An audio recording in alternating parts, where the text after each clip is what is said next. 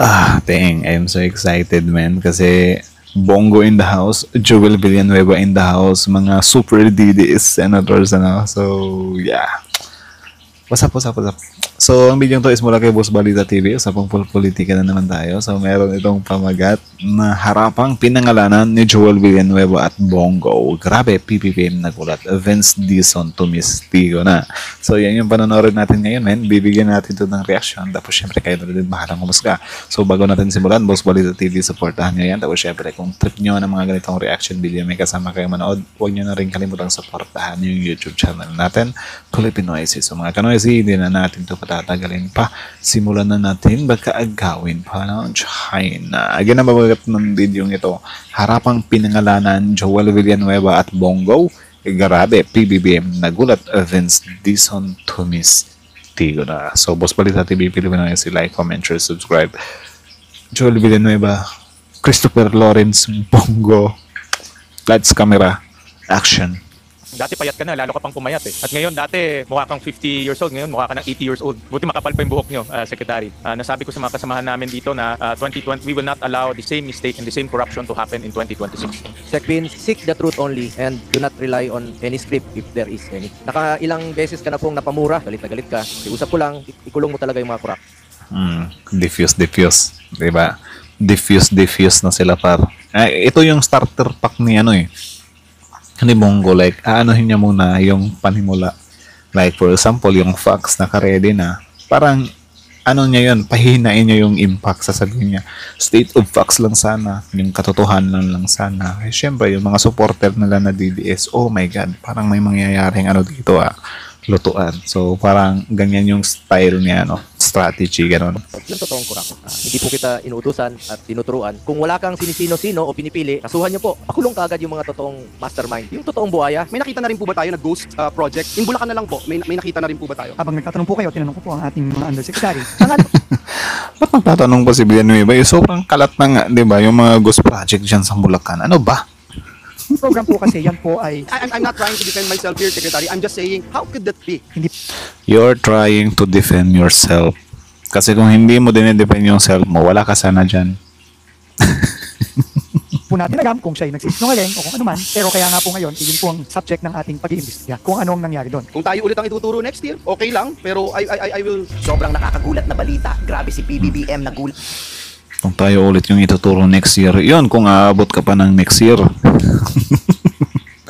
Yun kung hindi ka pa mapanagot this year. Pero bare months na kasi. I think aabot pa to ng next year. Kasi, men, Pilipinas to, sobrang mailap yung hustisya sa mga politiko dito sa bansa natin. Real talk. Alam nyo yan. Alam nyo yan. Yung iba nga, mga swapang pa, tumatakbo pa ulit.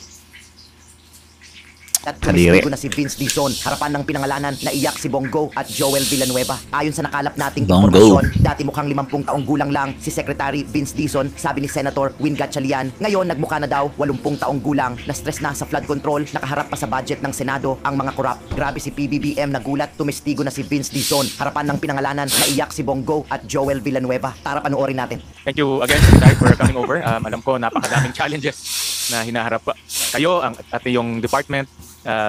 Tuwing binubuksan ko yung internet or television, mukha mo yung lumalabas first thing pag binubuksan ko, which is a good thing, no, na-inform yung publiko about the reforms that you are undertaking at na-inform kami lahat kung ano yung mga actions ng department, especially on the corruption that we are facing. Nakatrabaho kita during the pandemic time when you were the testing czar of our country, and I know how you work. You work fast, you work efficient, and you work decisive. So I know that you will be able. Credible, di ba? Ito mga DDS naman, ano ka ni Duterte dati wala kang utang na loob na naman. To clean up and reform the Department of Public Works and Highways. It's a big challenge. Alam ko, nakita ko parang dati payat ka na, lalo ka pang pumayat eh. No? At ngayon, dati mukha kang 50 years old, ngayon mukha ka ng 80 years old. No? Buti makapal pa yung buhok nyo, Secretary. But we're here to listen to your budget presentation. Of course, the reforms that you are undertaking. Nasabi ko sa mga kasamahan namin dito na 2020, we will not allow the same mistake and the same corruption to happen in 2026. And that is our strict rule and mandate from 20. Kung ayaw nyo yung mangyari this 2026, ipakulong nyo na. Diba? Yung mga kurakot na mga politiko. Tapos, 2026. So we would like to hear from the department the reforms, especially on the budget for 2026. Ano ba yung ginawa natin para hindi na maulit to? And ano pa yung mga reforma na ginawa nyo sa loob ng DPWH para hindi na rin maulit to sa bagong taon. So with that, we recognize first the presence of Senator Alan Cayetano and the presence of Senator Joel Villanueva. Next to ask is Senator Bongo. Salamat po, Mr. Chair. Magandang umaga po sa inyong Defensive Bongo lahat. Mr. Chair, esteemed colleagues, to the officials and staff of the Department of Public Works and Highways, led by Secretary Vince Dizon, pleasant day to all of you. Mr. Chair, the DPWH is now in the test of public scrutiny. Kaliwat ka ng batikos po ang tatanggap ng departamento matapos mabunyag ang mga irregularidad, korupsyon, katiwalian, at kapalpakan po sa mga proyekto at infrastruktura. Lalo na sa usapin po ng flood control projects na dapat sana ay nagpoprotekta sa ating mga kababayan laban sa baha at kalamidad. Pero naging lugar po ng katiwalian. Nakita ko po paano magtrabaho si Secretary Vince Dizon, masipag, kahit saan parte ng bansa, nakikita nyo yan. Hindi lang po ngayon, kahit noon pa, panahon ng... Diba? Pinupuri-puri mo. Siyempre, yan yung starter pack eh. Puri-puriin ko to para kung sasabihin ko na yung magical word na sana yung mga mastermind talaga yung anuhin mo, wag nyo nang anuhin yung family ko or wag nyo nang i-turn yung CLTH or whatsoever mastermind agad. Para syempre, tingin ng mga DDS, kita nyo, sobrang ano ni Bongo, di ba? Sobrang banayad niya magsalita. Para like sobrang professional. Gaganyanin. Alam na natin yung stila ng taong to eh. Pandemya. We support the Secretary and the DPWH in these challenging times. But I am one with... We support. Tapos biglang babanat ka na sana yung facts lang. Paano magiging support yun eh? Kung sasabihin naman niya yung facts tapos kayo yung tatamaan ng facts, babanatan niyo naman na sana walang script, sana hindi ka nagpaano. Yung support talaga support talaga. Like tanggapin mo ng buong buo sa puso mo kung ano yung kinalabasan ng investigasyon. Di ba? Bilib ka nga eh. Pero na lang kung gusto mo ipakita sa mga DDS na kunyari bilib ka.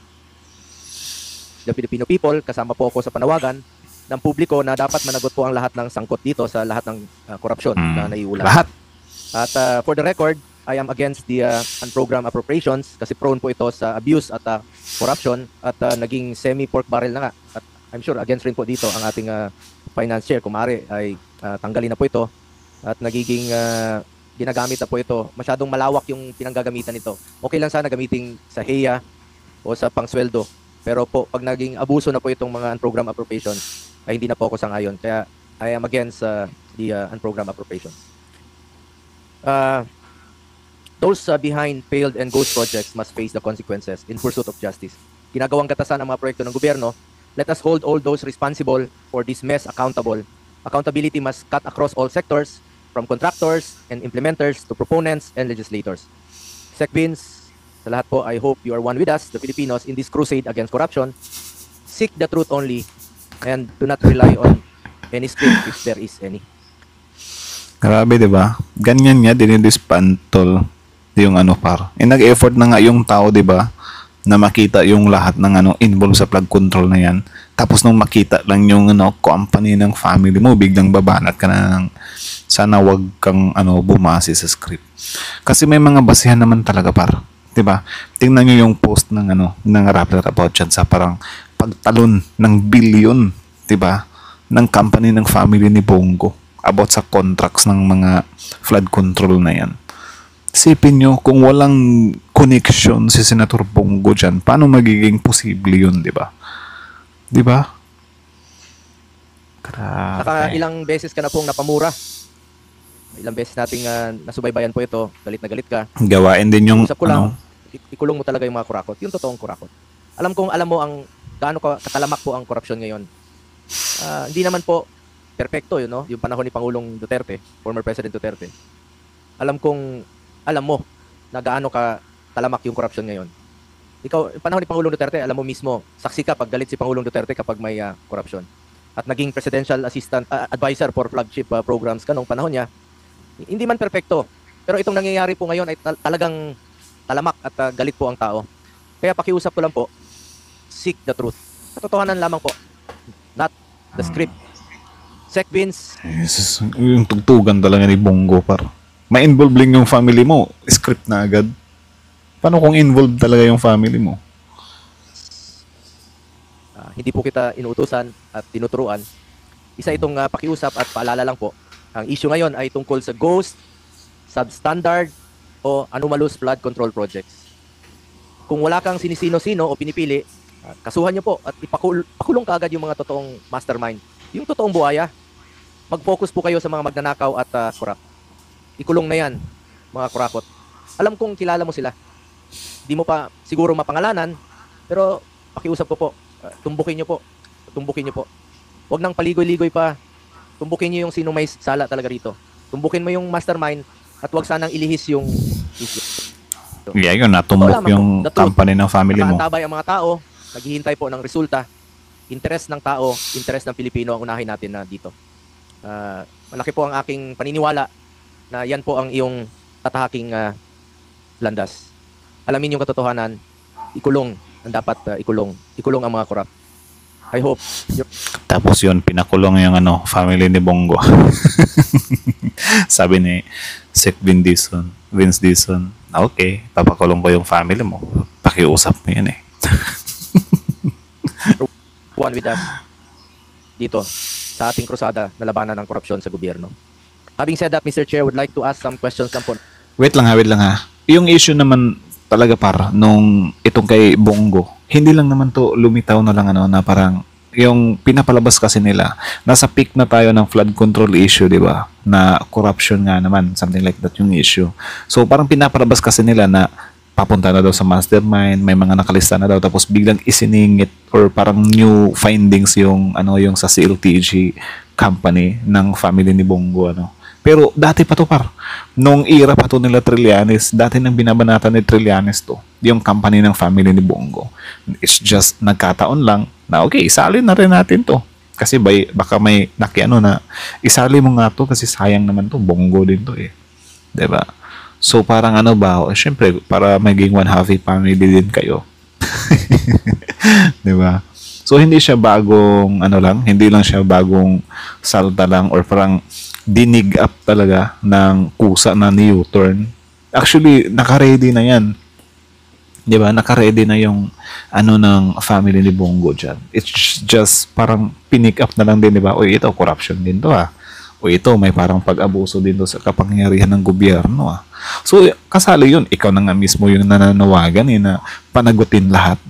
Tapos kapag isasali yung family mo or madadawit ka, biglang wag nang lumihis dito. Doon ka na lang sa mastermind. Sabi mo, panagutin lahat. Pero kapag katatamaan ka, biglang diretso ka lang doon. Diba? Wag mo na kaming tingnan dito. Ang tanong, paano yan? Hindi naman pwede yan. Kasi corruption din yan. Diba? Ay, nako. Kasi nasasayangan talaga ako dito sa mga flood control na nasasayang sa mga nakaraang taon. At bilang principal author at co-sponsor po ng Republic Act number 12076 o ito pong Ligtas Pinoy Centers Act.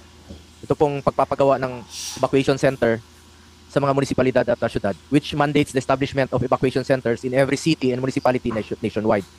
Sa 1.2 trillion na budget po ng flood control from 2022 to 2025, 60,000 evacuation centers na sana po ang pwedeng maitayo dito at assuming po 4 million per classroom.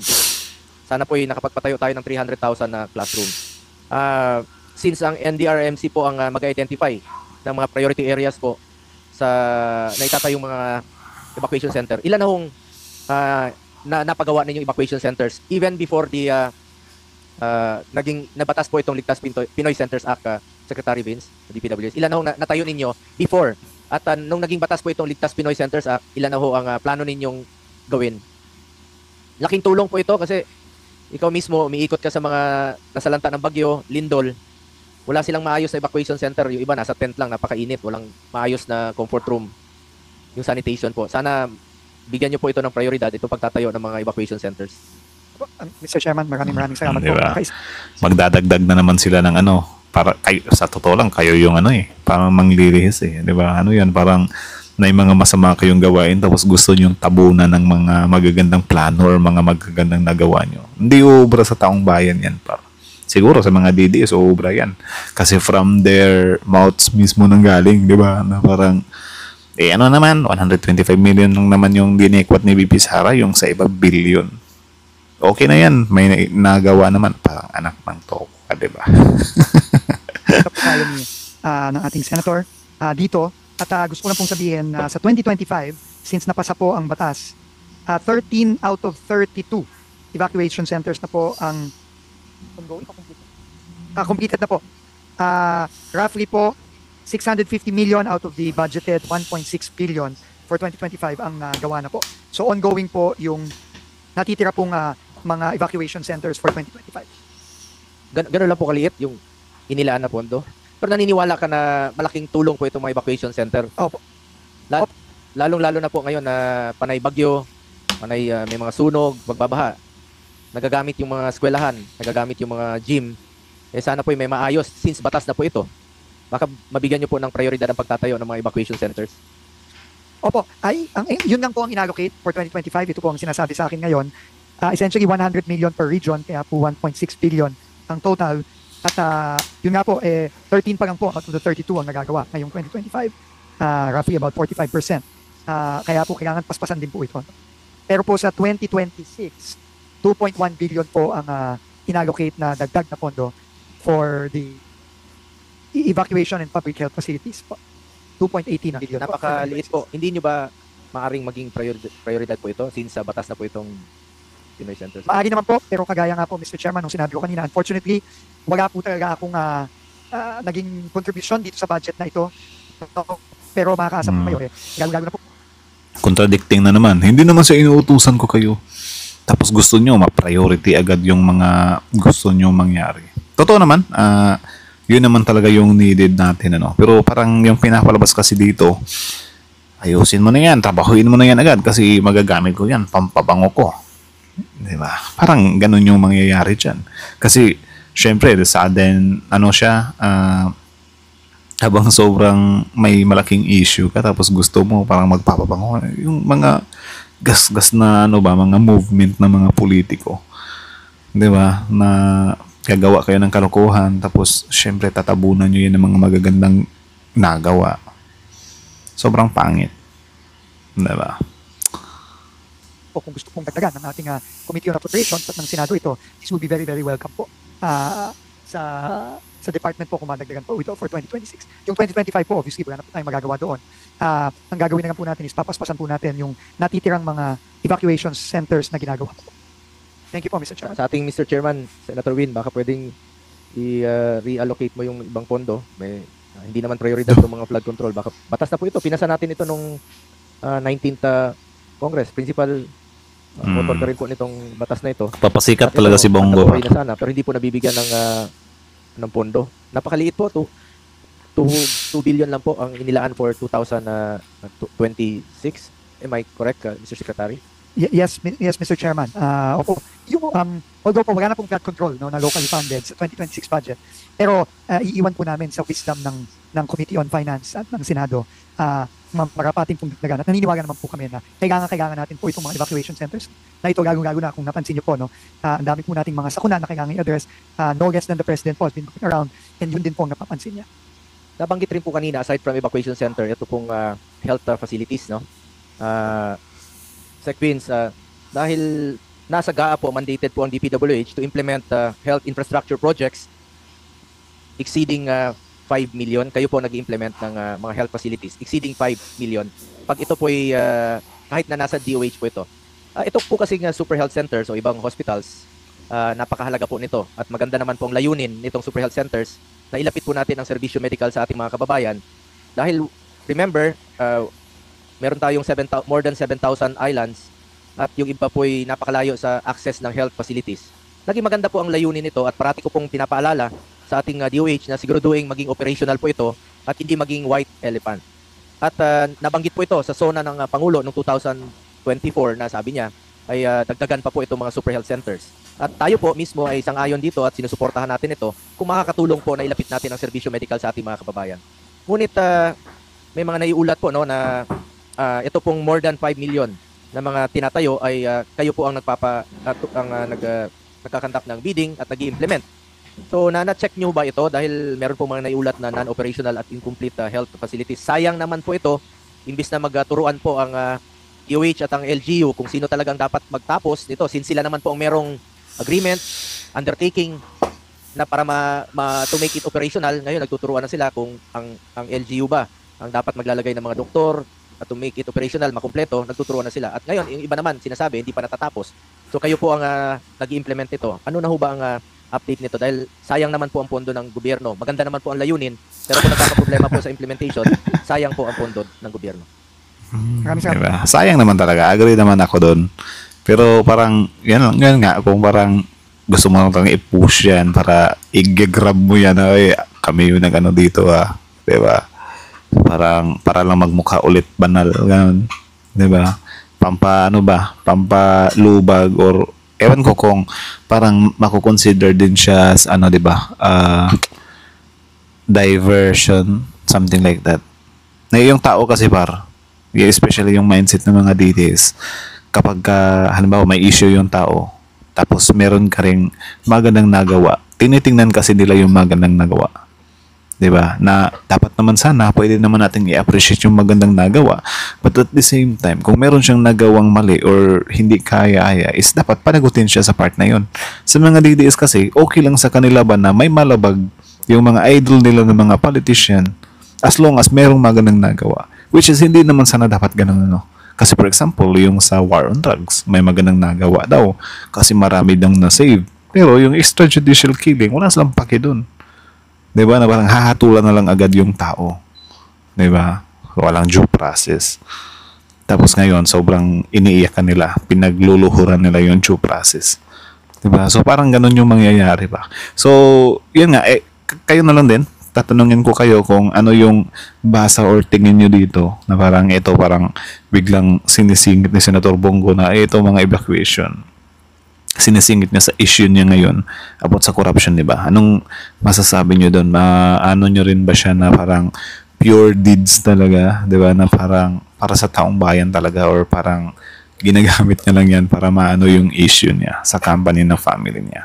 So, comment down below your opinion. Gusto ko ring malaman, So, yeah. Tuloy. But po, Mr. Chairman, mukha po may katulad din po ng Renee's kanina tungkol sa mga classroom. Mukhang mabigat din po ang delay nito. I was just informed po, Mr. Chairman, that yung Memorandum of Agreement po galing sa DOH, napirmahan lang po noong July. So, 6 na buwan na ho ang nakalipas. Ngayong 2025, at alam naman po natin kung wala pong Memorandum of Agreement, hindi po pwedeng magsimula ang construction. Kaya tingin ko po, ang pwedeng maging solusyon din po dito, yung sinadjust po kanina, na magdirekta na lang pong Memorandum of Agreement para sa mga LGU mismo na ang tumulong kasi ito pong nakikita kong mga numero ngayon, imposible pong mai-implement to ng DPWH sa loob lamang ng ilang buwan. Dahil nga po sa delay dun sa MOA with DOH. So, ang magiging suggestion po namin dito moving forward is magdirekta na pong MOA sa mga LGU, ang DPWH at DOH para po may katulong na ang DOH at ang DPWH para ipagawa ng mabilis at maayos itong mga super health center na to dahil grabe na po ang delay nito. Doon pa lang po. Saan po nagkaroon ng problema kaya nagkaroon ng delay sa Hindi ko po alam ang detalye, Mr. Chairman. Nung July daw po, July lang daw po nagkapirmahan ng MOA. So I'm assuming po meron po sigurong mga naging issue dun sa MOA between DOH and DPWH na July lang naayos. Sayang naman po, Sayang po talaga, Mr. Chairman. Sayang at saka maraming gamit, katulad nung sa Manay. Sec Vince Dizon, napuntahan nyo po sa Manay, di ba? Sira yung hospital, yung district hospital. Pero ang ginamit nila, yung super health center ng Manay, malaking tulong po yun sa mga pasyente at sa mga nasugatan na kailangan po ng immediate na paggamot. So, sayang po, bawat oras po ay napakahalaga. Sana po ay matulungan nyo rin po sila na wag na silang magturuan ang DOH at ang LGU. Ang importante rito, make it operational at wag pong iwanan na maging white elephant po ito. Mr. Chairman, just to clarify mo, Ano ba yung white elephant meaning? Hindi ko alam yun yung pag-operationalize ng health center, labas na po sa mandato ng DPWH yan. Pero yung pagpapagawa, tingin ko po ang magiging solusyon na natin dito para mapabilis is magmawa po tayo sa mga LGU para mapabilis. Tingin ko po, more than willing naman po ang ating mga mayors na tumulong. Salamat po, Mr. Chairman. Gustong-gusto po ng mga LGUs po yun. Dahil malaking tulong po yun sa kanila, lalong-lalo na po sa mga LGUs, mga munisipyo na walang district hospital. Yung iba po, napakalayo, 2 oras, 3 oras ang biyahe. Yung mga buntis na nanganganak na lang po sa tricycle o sa bangka. Island. Totoo po yun, may tapos na super health center dyan po sa Tingloy, Batangas. 1 oras po ang biyahe pag tumawid ka. Ngayon, gamit na gamit nila. Yung mga buntis, doon na po nanganganak, may farmers din na sila. So ito po yung maganda po ang layunin nitong super health center. Ang importante lang dito, trabaho lang po ang mga concerned offices and make it operational, magtulungan, bigyan ng tao, bigyan ng mga medical workers, at wag pong iwanan na maging white elephant. Yun lang po pakiusap po sa DPWH, tulungan niyo po. At bilang chairperson po ng committee Kasi wala na yung ano niya, di ba? Yung malasakit ata yun. on sports, I hope that the DPWH could also consider, sana naman po ma-repair nyo rin po at mabigyan ng prioridad ang mga sports facilities natin, kaysa naman po mapunta dyan sa flood control na walang katao-tao nga. Ito, gamit na gamit po itong mga sports facilities, kulang pa nga, no? At isa tayo sa nagsulong ng repair ng RMC, Rizal Memorial Complex, at ang Field Sports Complex. Tsaka yung ano ha, yung parang, anong term niya na, parang syempre, di ba, binabanggit always dito ni Senator Bongo na kaysa naman mapunta sa flood control. Di ba, parang bumabalik na naman yung ano, parang na, pwede wag mong gamitin yung word na flood control kasi as of now, parang iniimbestigahan ka pa nga rin, di ba, or yung family mo about sa flood control na yan, or, you know, yung nangyari doon sa family mo. Kasi, di ba, parang may joint venture din sila sa mga diskaya, yung family niya. Di ba? Bakit ginagamit na naman nila yan? Text na mismo na nakalaro kami doon ni Senator Joel Villanueva na nagkaroon ng tulo nung nag-championship tayo doon sa Senate Sentinels. Wow. Yung Senator Joel. yung Field Sports po, nung naglaro kami, sayang naman po yung mga pasilidad na kahit matagal na, baka mabigyan nyo po ng prioridad o yung mga dormitoryo ng mga athletes natin. Hindi lang naman po ang kailangan nila ay financial assistance, kundi moral support, mga equipment.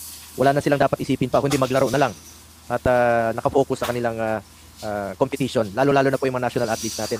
Baka po pwede nyong mabigyan rin po ng prioridad kasi ang PSC, Philippine Sports Commission, is planning to establish regional sports center in various parts of the country. Meron na ho bang coordination ang PSC sa inyo na sana po mabigyan rin po sila ng prioridad?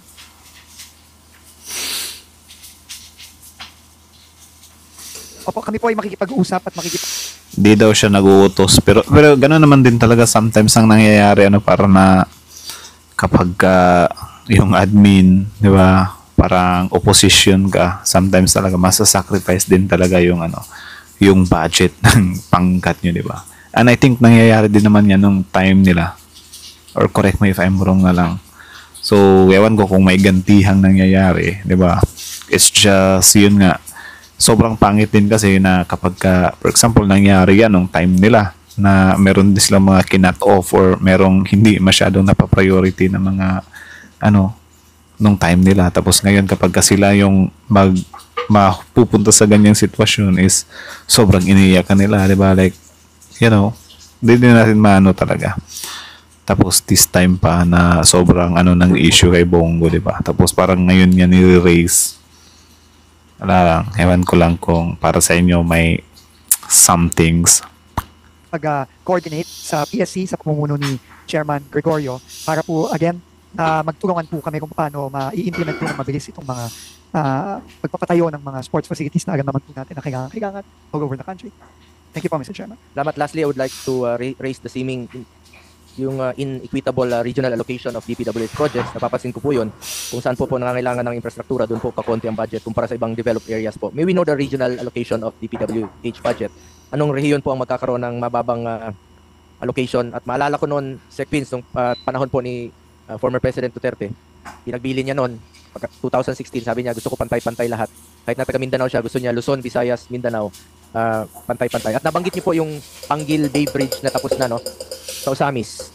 It was yung kontrata noon, it was started during President Aquino's time. At nagkaroon po ng parang nagka-problema po yung governor doon. Sabi niya baka ayaw na pong ipagpatuloy ni then President Duterte noong 2016. Dahil unang-una talo siya doon sa Misamis sa Occidental. Pero nung lumapit siya kay President Duterte, sabi niya tapos ng eleksyon, presidente ako ng Pilipinas, presidente ako ng buong lahat ng Pilipino. Sabi niya ipagpatuloy yan at wala akong pinipili. At ngayon po, napakinabangan na, tapos na sa panahon ni President Marcos, napapakinabangan ng ating mga kababayan. From 10 minutes, from 3 hours, naging 10 minutes na lang po yung pagtatawid from Osamis going to Lanao del Norte. At ako mismo, pumunta po doon. Nakita lang natin, ikaw, saksikan niya na pantay-pantay talaga yung pagtrato niya. At gusto niya noon, lahat ng Luzon, Visayas, Mindanao ay makikinabang.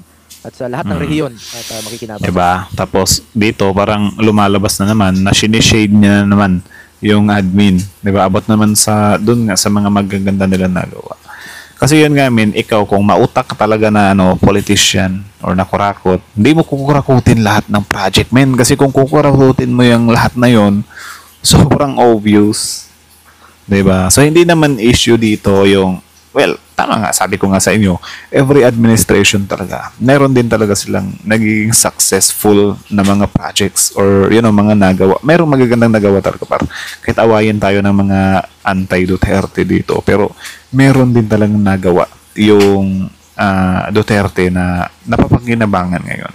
'Di ba? So, nandun na tayo. So, yeah, saludo sa part na yon. Pero syempre, ang tanong kasi, paano naman yung iba? 'Di ba? Paano naman yung sa iba na, yun nga, yung sa Bowlar dun sa NAIA dati? 'Di ba? Yung bridge na, yung gumuho na bridge pa yun. 'Di ba? Ito, yung COA commissioner na tinalagan niya. Sobrang dami pa. Like, pangalanan nyo na lang dyan sa baba. Yung, something, ewan ko kung lapses pa yan, something like past administration. Comment nyo na lang sa baba kung meron pa kayong nalaman, Pero mga ganun ba? Hindi naman pwedeng, hindi, especially this time, yung situation na parang singilan time na. Kung singilan time na, parang sisingilin ka lang dun sa kung saan may problema, saan may posibleng kinurakot. Hindi na mapag-uusapan talaga dito yung mga magandang nagawa. Kasi nasa singilan time na nga to. Diba? Pero kita nyo naman, ang ginagawa nito ni Senator Bongo, parang binibring up niya yung mga magandang nagawa. So, nandun na tayo. Kung maganda yung nagawa ng time na yon, palakpakan. Pero paano naman, di ba? Yung mga may kalukuhan, yung mga nakurakot nung time niya, nung presidency niya. Di ba? Yan lang naman. Yan lang naman. Yan lang naman. Sana po'y walang mahuhuli dito sa inyong magiging prioridad. Wag pong mahuli ang Mindanao, wag pong mahuli ang Visayas, and of course, wag pong mahuli ang Luzon, lalong-lalo na po doon sa mga prone sa disaster na mga areas po. Kesa naman po nasasayang yung pondo ng bayan sa mga flood control, mga ghost projects, makabigyan niyo po ng prioridad. Talagang mapapakinabangan ng ating mga kababayan na proyekto. Yung gamit na gamit po talaga. Sana yan po magiging focus ninyo ngayon in the next 2 years po ng administration ni Pangulong Marcos. Walang masayang na pondo, gaya ng sinabi ni Senator Bam kanina. Tanggalin yung mga taba dyan. Dapat po tama naman. Tapos kita nyo naman, di ba, yung plan pa nga ng presidente, gagawing transparent. Di ba, yung sa budget.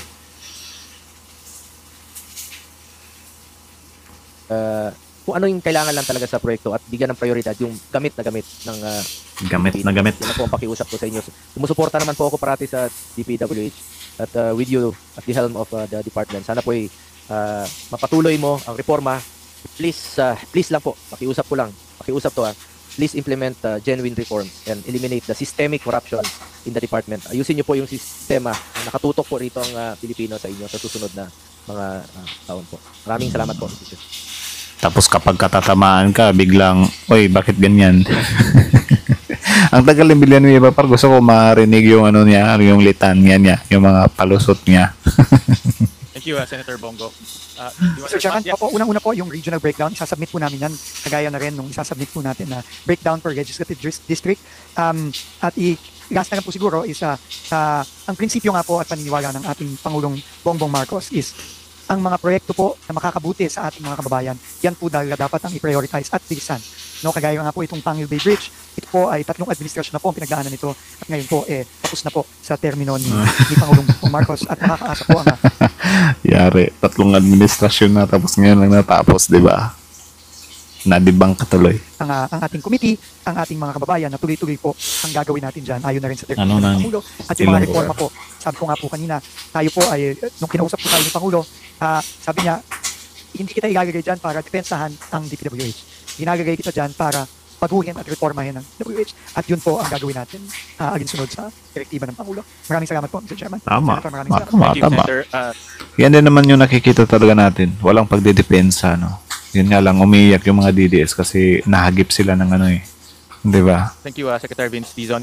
Next should be Senator Alan Cayetano, but he graciously yielded to Senator Joel Villanueva. So we recognize Senator Joel Villanueva. Thank you very much, Mr. Chairman. Magandang hapon po sa ating mga kasama dito sa Senado, Senator Bongo, Senator Cayetano, of course, to our DPWH family led by Ito our na. good friend, our idol Test daman. in cleaning up government administration's mess, Secretary Vince Dizon. Mr. Chairman, I do have a lot of questions here, but I'm very happy to say that for quite some time now, we can approach and ask Secretary Vince of the questions we have and to coordinate with him the efforts and advocacies that we have been espousing for the past so many years. So maikli lang po ako, Mr. Chairman. Siguro yung gusto ko unang sabihin, Mr. Chairman, is that we appreciate Secretary Vince and his team. We commend his efforts kasi tuwing nagsasalita siya at may binabanggit, laging base sa ebidensya, laging base Oo. We commend his, tapos nakabase sa ebidensya, tapos kapag tatamaan kayo, biglang babanatan nyo ng, may script yan. Bakit naman dito ka nakaharap? Diretso-diretso lang. Di ba? Ano ba ang gugulo nyo? Pupurihin nyo yung tao, tapos kapag tatamaan kayo, biglang aawayin nyo. kasi sa mayroong pagkukuhanan, Loko. hindi hearsay, at that's the main reason, Mr. Chairman, that May katotohanan, hindi hearsay. Kaya nga, yung palaging banat ni Senator Bongo, wag ka nang lumihis. Kasi alam ni Bongo na hindi yun hearsay. Diba? Alam ni Bongo na dati pa, usap-usapan na yan kasi nire-raise na nga yan ni Senator Trillanes about yung sa company ng family niya. Hindi masasabi ni Bongo na hearsay yun kasi meron nga namang mga facts doon. Kaya ang ginagawa ni Senator Bongo, it's either tatabunan niya, 'di ba, ng mga magandang nagawa, ng mga future plans, 'di ba? Tapos biglang babanat na dapat diretso na sa buaya, diretso na sa mastermind. Kasi alam niya siguro na sasabit talaga siya doon. Kaya nga sinabi niya, kung ako mo yung family ko yan, pakukulong ka yan. So doon ako excited sa part na 'yon, na kung totoo yun, siya mismo magpapakulong ng family niya. Ewan ko lang kung magagawa niya yon. Sobrang grabe nga yung loyalty niya kay FPRRD na hindi niya kamag-anak yun, di ba? What more na lang kaya yung family niya? So, maghintay tayo dyan. we are overwhelmingly supporting the advocacies and initiatives of Secretary Vince, yung kagaya ng binanggit niya, hindi para idepensa ang DPWH, kundi ayusin at ilagay sa tama yung matagal na po yung mga systemic at mga nakakagulat na mga nangyayari sa departamento. Let me also take this opportunity, Mr. Chairman, Ikaw din. to thank our Secretary, not just for his work in DPWH all over the country, but also for heeding our call for so long. He made mention about this when he visited Bulacan. Thank you, Secretary, for visiting Bulacan, our beloved province. You made mention our efforts ever since, no? 2016 pa lang, kahit si Pangulong Duterte, inaamin na niya may problema ang DPWH, no? At 2016, 2017, 2018, binabanggit na po ni Senator Villanueva dito sa Senado yung problema ng flood control, lalo na po sa Bulacan. And during that time, Mr. Chairman, masama ang loob natin kasi walang flood control funds ang Bulacan during that time. Laging binabaha. Halos wala na flood control funds. Noong 2023, ang laki na ng flood control funds, pero it has worsened. Mas binabaha na yung Bulacan, no? Noong 2023. And Tsaka ba't parang tuwang-tuwa ka pa? Ba't nang-smile ka pa? Bulacan mo yan eh. ang nakakalungkot po doon, may mga pondo na hindi Nakakalungkot. namin malaman bakit doon nilagay, hindi doon yung problema. Tapos, noong 2024, dito rin po sa Senado, yung speech ko nga po noong 2023, opening remarks doon sa Committee ng Public Works. Sabi ko, the same speech na lang noong 2023, noong 2024. Kasi pareho lang, the same thing, walang nangyari. Gaya ng sabi ko, before 2023, walang pondo. Noong 2023, mas nakakagalit kasi may pondo na pero hindi naman nilagay doon sa master plan. Wala naman din pong master plan. In fact, in 2023, I made mention about this. Ano ba talaga yung proseso ng DPWH? At ang sabi nila, kailangan daw ng feasibility study. In fact, they asked me to look for funds for feasibility study, Secretary. And then nag-fund po tayo noon. And it took them 2 years. 2 years, ginawa yung feasibility study. 2023, hindi naman ginamit yung pondo dun sa feasibility study. 2024, hindi pa rin. And in fact, right now, as we speak, Secretary, I don't think ginagamit po ito. So siguro yung unang tanong ko lang, maikli. Yun nga din yung problema pare kasi syempre yung mga proyekto ng gobyerno sobrang lalaki ng budget tapos sobrang tagal matapos. Ano mo na lang ba na ba't sobrang tagal matapos no, na alam naman natin na yung mga proyekto is ano lang naman siya, natitenga lang naman siya kapag kulang sa budget. or wala talagang budget or na-short sa budget. Pero dito, 'di ba, kung ganito man lang din yung mangyayari na, uy, ba't natingga to? 'Di ba? So imbestigahan na agad. Ba't natingga to? Nasaan na yung budget dito? Kung sasabihin nila na kinulang ng budget, sir, tapos, uy, ba't kinulang to? Akala ko sapat na yon. Parang doon na nila iimbestigahan ba? Parang i-audit na nila para makita agad. 'Di ba? Pero syempre, paano kung yung nangungurakot niyan is, yun nga, involved din sila sa sa mga gawain yan, is hindi talaga yan. Hindi talaga mahanap So I think ganun lang din. Same, Lang po ako, no? Nabanggit nyo na, Secretary, yung out of the thousands of flood control projects, there are about, if I'm not mistaken, 497 ghost projects. May I just know, you can call it parochial on my part being a Bulakenyo. Ilan po na dito yung sa Bulacan na ghost projects? Wow. Meron po kaming mga Imposible hindi ka nag-study niyan. Tanong. nakita natin nga po yung unang-unang kaso nating final sa Ombudsman sa First District, no? 5 proyekto yon na ghost, no? Iba't iba pong kontraktor, kasama ang Wawaw, kasama ang Sims, kasama ang St. Timothy. Yan po ay na-file na. Meron din po kami pang mga na-file na rin kasama ang COA. Ito po ay nagpa-fact finding na rin po ang Ombudsman. Pagkakaalam ko po doon, mahigit 10 po ata, no? Pero ngayon, pinasa na po namin sa ICI yung mga dokumento. At yan po ay sa kasalukuyan na pong binubusisi. At ang objective po dyan, mag-file na rin po ng mga separadong mga kaso, no, dito sa mga nakikita nating mga ghost project. Pero ulitin ko po, no, dito po sa mga nakita natin, hindi lang po sa Bulacan, no, meron po sa ibang lugar. No, at nagpatulong na po kami sa PNP, AFP at sa iba pang ahensya ng gobyerno. At yan po ngayon ay pinagtutuunan na ng pansin itong may gitapat na raan na pinagtutuunan na po ng pansin ng ICI. Maraming salamat, Secretary Vince, especially doon sa pagbisita mo noon sa Bulacan. I think you went to Plaridel, Baliwag, etc. Kalumpit, if I'm not mistaken. Binanggit niyo po, no, halos 15 yung nakita na. But I am just putting this into the records. Meron din po kaming mga nakita, and I'm sure this is it's more than this number, more than this figure. And uulitin ko po, Secretary, although nabanggit niyo na po ito, wala po akong kinalaman dito sa flood control na to, at binanggit din ni Secretary Bonoan, dating Secretary Villar. Tawa-tawa ka. Wala daw siyang kinalaman para. So ano yung issue sa'yo? Di ba? Dapat kasi dito para kung halimbawa yung mga senador involved sila or meron na silang mga issue ba, dapat hindi sila yung pahandilin ng mga ganyang bagay, no? Kasi pwede nilang pwede nilang i-divert or di ba? Kasi syempre, for example lang Senator Villanueva dati sobrang daming galit na tao sa kanya, di ba? Tapos ngayon, since active pa nga siya, well, siguro dahil senador pa naman siya, di ba? Pwede kapag ang gagawin niya, bigla siyang, halimbawa yung ginawa ni Senator Bongo, di ba? Biglang magme-mention ng ibang bagay. Siyempre, ikukumin ng taong yun, tapos makakalimutan na nila yung issue, di ba? Halimbawa, yung CLTG company ni Bongo, since nagbanggit-banggit nga si Bongo na ito, dapat unahin tong mga evacuation, something like that. Kasi tama nga naman, dapat nga namang unahin yun. Parang ganun ba, kinukuha yung damdamin ng mga Pilipino. Alam nyo naman yung mga kababayan natin, sobrang dali lang, di ba? Parang nagiging ganun. So kita nyo naman, parang si Senator Villanueva, sobrang kampante na siya. Pero dati, bago pa to, sobrang daming nagagalit sa kanya, di ba? Ewan ko, parang kasi yung yung tension, ganun. Wala lang. Pangit. Kasmile na RD Tolentino, even DE Alcantara made mention, no, na wala tayong nilagay or anything about flood control because from the very start, galit na galit tayo dun sa flood control na hindi integrated yung plano, walang master plan. Pero bakit tinanggap? Ito yung gusto kong sabihin sa inyo, binabanggit rin ni Senator Bong, ni Chairman, yung tungkol dun sa unprogram. Dun sa unprogram po ba, may nakita na tayo, unprogram release funds 2023, 2024, may nakita na rin po ba tayo na ghost project? In Bulacan na lang po, may nakita na rin po ba tayo?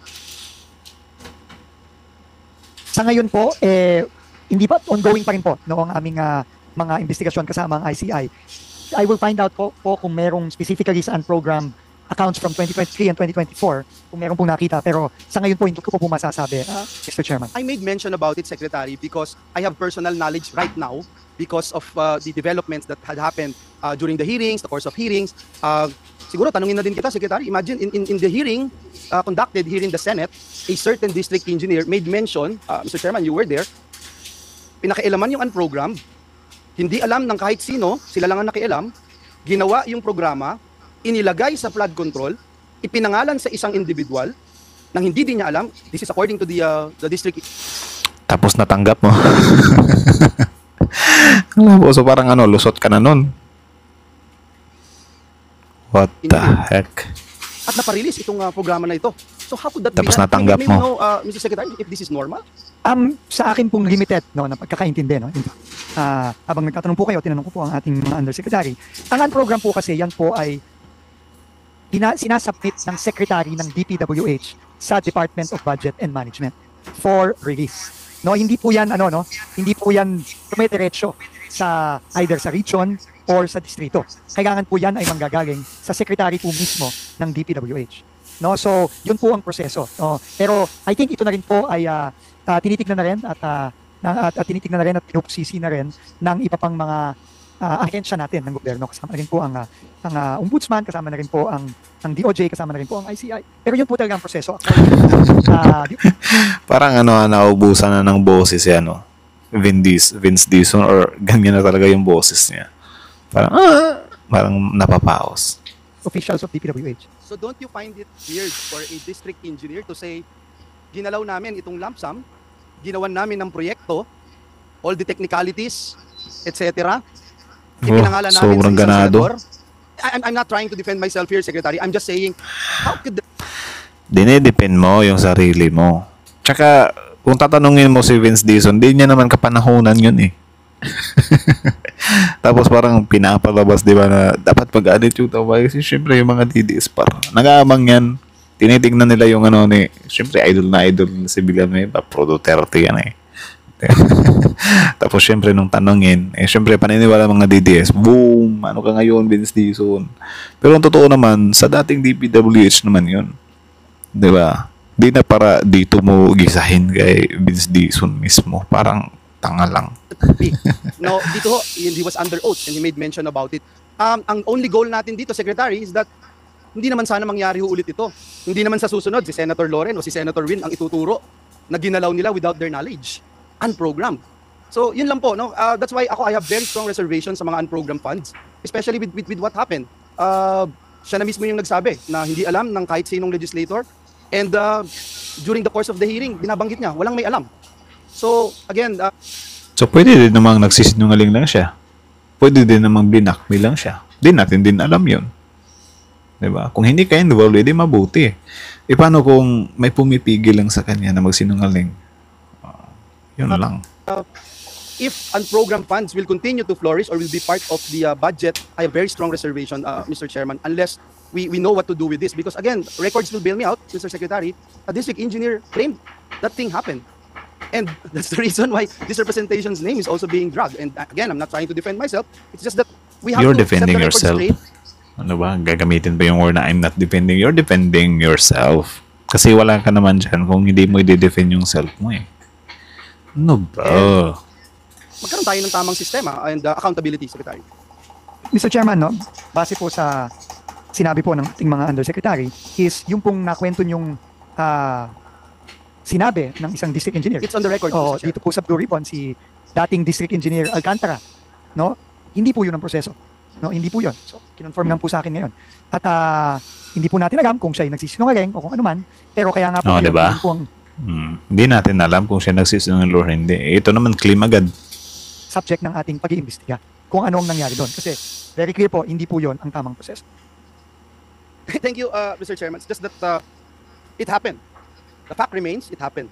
So I hope to see reforms and mechanisms that will be in place so that next year, hindi ibang senador naman yung makakaranas nung naranasan natin. And kung tayo ulit ang ituturo next year, okay Diba? lang. Pero I will put this into the records, Mr. Chairman. I have very Bagong defense mechanism na naman nila. Bagong strategy. strong reservation against unprogrammed funds. Mr. Chairman, siguro yung isang gusto kong itanong kay Secretary, now that for 2026 wala nang flood control, kanina binabanggit ko, 2016 pataas, masama loob ko, walang pondo. Noong 2023, nagka-pondo, hindi nilagay dun sa tamang proyekto yung flood control doon sa Bulacan. Ngayon 2026, wala na. So, what do we do with our flooding problems, Mr. Secretary, Mr. Chairman? Aasa ba, wala na mga asahan din yung mga kababayan natin sa Bulacan na by the time na magkaroon ng malakas na ulan, kumanda na tayong lahat dahil kung nung may malaking pondo sa flood control bumabaha, di lalo na po ngayon na wala. Secretary, please. Mr. Chairman, Wow. unang-una po. Parang gustong-gusto po pa rin ng flood control hindi naman issue dito yung pagpondo sa flood control Ang issue kasi ngayon, isosolve pa yung issue dun sa mga flood control. Masyado namang excited to. Ang rason po ng ating Pangulo para ipatanggal ang 250 plus billion na flood control sa budget po ng DPWH. Kaya naniniwala po siya na kagaya po ng nasabi ninyo, sabi ng maraming members ng komite, habang walang klarong master plan, hindi po natin pwedeng i-risk na mangyari ulit at maulit itong nakita Tama. natin nangyari nitong mga nakaraang maraming taon. Pero hindi naman po ibig sabihin na wala tayong gagawin po tungkol sa mga baha na dinaranas hindi lang Tama. sa Bulacan, kundi pati sa iba't ibang parte po ng bansa. So ngayon po, meron po kami ngayon sa tulong ng pribadong sektor at ng iba pang ahensya ng gobyerno, meron po kaming pinaplano na lalo na ngayon na patapos na po ang tag-ulan, na massive effort po lalo na sa Greater Metro Manila area, kasama ang Bulacan, kasama ang ibang parts po ng Southern Metro Manila, kasama na rin po ng ibang mga major urban centers at mga areas sa buong bansa para po ma-mitigate po itong napaka-rampant na pagbabaha. No, ngayon lang ho, nitong nakaraang weekend, nakita po natin ang baha sa iba't ibang lugar, sa Southern Luzon, sa Central Luzon, at sa iba pang mga area. Meron po kaming i-launch sa tulong ng private sector. Ito po ay napag-usapan na rin at na-mention na rin po ng mga malalaking negosyante tulad ni Mr. Ramon Ang. Yan po ay fully implement natin yon. Hindi na tayo maghihintay ng 2026. Gagawin na po natin yan ngayon. At habang ginagawa po natin yan, aayusin na rin po natin ang pagpaplano.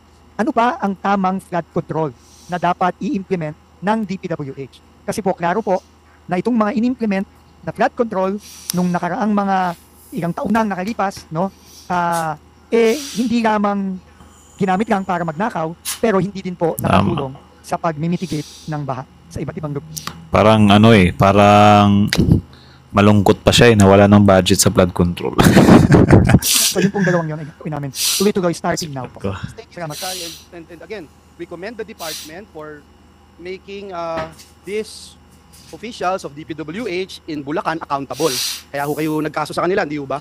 Kaya lang medyo nagulat ako dun sa sagot ninyo kasi sabi ng mga USEC po hindi proseso yung binabanggit ng district engineer. So ibig sabihin nagsisinungaling yung district engineer pero hindi niyo masabi kanina. Ngayon kung yung district engineer ang nagsasabi na yun ang proseso, ibig sabihin yung mga USEC ang nagsisinungaling. So yun lang po importante malinaw po dito na may accountability at itong mga nangyari, lalo na dito sa aming lalawigan. Imagine Secretary, mula 2016, sasalita na po tayo dito, 2025 na po ngayon, talaga hong Paulit-ulit. masakit po sa atin. Anyway, Secretary, hindi na po ako magtatagal and I thank the gentleman from Taguig Pateros for yielding the floor with me. I would just like to put into the record sa Secretary, yung binanggit niyo kanina, if I'm not mistaken, yung buong mga unfilled positions, kasi there are 13,283 permanent positions, tapos ang field is only 8,366. Tapos kanina ho yata, nagbanggit po kayo sa flag ceremony na gusto nyong i-fill up yung vacant position. Sana po mangyari na po yan dahil taon-taon din po, gaya ng flood control, nire-raise ko po yan dito sa Senado. And then,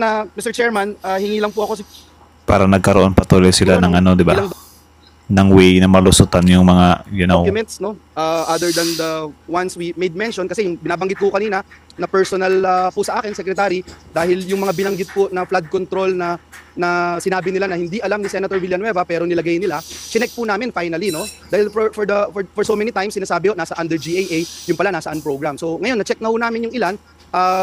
Papadala ko po sa inyo, Secretary, yung ilan po ay 2 months ago lang po sinimulan. 2023 po ito. So kung hindi ito ghost project, ito po ay double entry. You can also ask the people around there and makikita nyo po, napakaklaro na talagang napakalaking kalokohan itong mga sinasabi ng dating mga DPWH officials. And again, we continue to support you in ensuring that they will be held accountable, Secretary. Hingi lang po ako, Mr. Chairman, copy ng technical standards and guidelines. Parang siya, parang scapegoat, gano'n. For planning and design of flood control projects, which shall include among others standards and criteria for the following: yung hydrologic analysis, rainfall analysis, runoff analysis, and comparative cost analysis of existing projects. I asked this, Mr. Chairman, siguro mga 3-4 years ago from the DPWH. Hindi din po tayo nabigyan ng kopya. Nung last time din, we also asked for master plans nung pong 18 major river basins. Binanggit po kasi ng presentation yon sa DPWH pero hanggang ngayon po hindi rin tayo nabibigyan. And I'm sure with Secretary Vince at the helm of of this department, makakakuha na rin tayo. Tapos siguro yung cost breakdown ng mga major flood control projects, Secretary. Tagal naman na matapos ng nitong taong to. Sobrang daming sinasabi. Hindi din po tayong kopya. Tapos yung data, long-term plan, flood mitigation program, budget allocation ng top 10 na lang, top 10 provinces most susceptible to flooding. Hingi lang po tayo ng kopya doon na Secretary. So, yun lang po. And I hope and pray na kaya ng Sana all sinabi pray. na full support po tayo sa departamento. Full support tayo kay Secretary Dizon. Naniniwala tayo sa kanyang kakayahan, sa kanyang competence para hindi lang yung binanggit na hindi lang ididepensa yung DPWH kundi linisin talaga at mag-initiate ng reforms. We are in full support, Secretary. Maraming salamat. Salamat, Mr. Chairman. Thank you, Secretary. We will comply, Mr. Chair, with all the requests for documents. Immediately, I've asked the staff while binabasa po ng ating senator from Bulacan yung listahan at we will comply po as soon as possible. Maybe even by tomorrow. Wala na talaga yung boses niya. So, again, hanggang dito na lang muna. Grabe, sobrang tagal maglitanya ni Villanueva tapos parang ano lang naman. Diba? Inaano niya lang yung niya parang nabibigyan tuloy siya ng time to malusot yung sarili niya sa issue na to, anak ng tokwa. Parang di pa nga yata mapapanagot So anyways, that's it na lang muna. So kayo na masasabi niyo dito, comment down below, tapos yun pag-usapan natin sa comment section. So again, ang video to is mula kay Boss Polita TV. Supportahan nyo yan. Tapos syempre, kung trip nyo ng mga ganitong reaction video, may kasama kayo manood, huwag nyo rin kalimutang supportahan yung YouTube channel natin, Pilipino IC. So comment down below. So based sa mga nakikita natin dito, wala namang masyadong rebuttals, parang wala, pumapabor lang din talaga sa mga sarili nila yung mga pinagsasabi nila. So as you can see dito, parang nalugi pa nga kasi walang masyadong rebuttals Sayang, bakit walang rebuttals? Mas lalong mabubuhayan yung kabila dito, nag-iisipin nila na bakit ganun pala. Kita nyo kung paano ewan ko kung main condition yung tamang term, pero the way na parang nila ba tawag dyan, sisimulan nila sa I support, I believe, diba, the DPWH, you're an honest person, sobrang mo sa trabaho na yan, sobrang honest mo, diba, tapos biglang sana walang script. So parang ewan ko kung napapansin niya ng admin na parang sila, parang namamain condition yung tao dahil sa mga pinagagawang ito nila Senator Bongo at ni Joel Villanueva, di ba? And then yun nga, sa part na to na, yun nga, nadidelay yung issue kay Villanueva. Parang nagkakaroon tuloy siya ng time to make, mga scapegoats or scaperoats niya, di ba, na parang paano niya malulusutan. Pero nakakainis lang din na, di ba, nung bago pa to naman, sobrang naman, yung mga issues sa kanya. Di ba?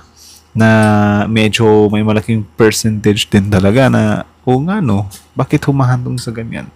Tapos ngayon, since medyo tumatagal na kasi, syempre yung galit ng taong bayan medyo humuhupa na kasi sometimes tinatabunan din nila ng issue ng kabila, so parang nagagantihan sila, so humuhupa yung galit ng taong bayan. So ang ending nito, malamang sa malamang wala na namang mapapanagot dito ng mga big fish.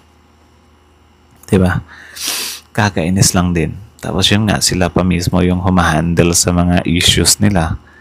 Sobrang, sobrang, anong tawag dyan? Sobrang conflict sa sinasabi niya na hindi ko dinidefend.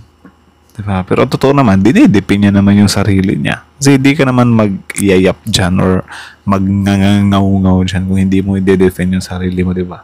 Like dito naman, yung sa kay Senator Bongo, kita nyo naman kung paano niya hinandle, di ba? Na parang sobrang top na yung top na yung issue ng ng family niya, yung sa company ng family niya. Tapos biglang babanat na ito dapat yung sa evacuation, pondohan natin to. So parang gusto pang magmukhang di ba? Mga banal. Pero yun nga, yun kasi yung way nila talaga na malusutan yung mga issues nila. Tatabunan nila yun. Diba? Kasi kung ako naman tatanungin, may point din naman talaga na dapat ma-accelerate yung ganun. Yung sa mga evacuation center, Pero parang nakakapanduda lang na dito talaga tiniming sa kung kailan ka may issues, diba? Pwede namang si Robin Padilla yung mag-raise dyan. Pwede namang si Bato yung mag-raise dyan. Bakit kay Bongo pa mismo? Diba? Pwedeng pinaubaya na lang kasi na, sige, ito banggitin mo para medyo humupa yung issue ng company ng family mo.